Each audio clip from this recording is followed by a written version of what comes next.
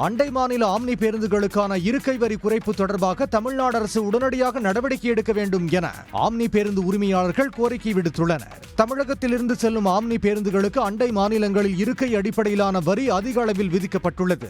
இதை குறைக்க வலியுறுத்தி ஆம்னி பேருந்து உரிமையாளர்கள் போராட்டத்தில் ஈடுபட்டுள்ளனர்.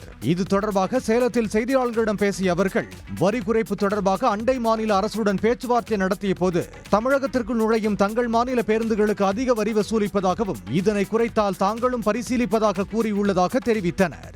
தமிழக அரசால் வரி இங்கே வசூல் செஞ்சதுனால இப்போ தமிழ்நாடு வண்டிங்க அதை பிற மாநிலங்களுக்கு செல்லும் போது அங்கே வரி வேணும்னு சொல்கிறாங்க. இந்த வரியை எங்களால் கட்டினா எங்களால் தொழில் இயக்க முடியல.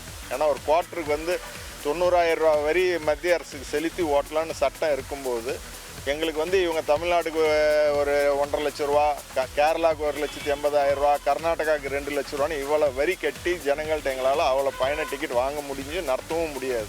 இருக்கை வரி குறைப்பு தொடர்பாக ஆம்னி பேருந்து உரிமையாளர்கள் 4 நாட்களுக்கு மேலாக போராட்டத்தில் ஈடுபட்டுள்ளனர்.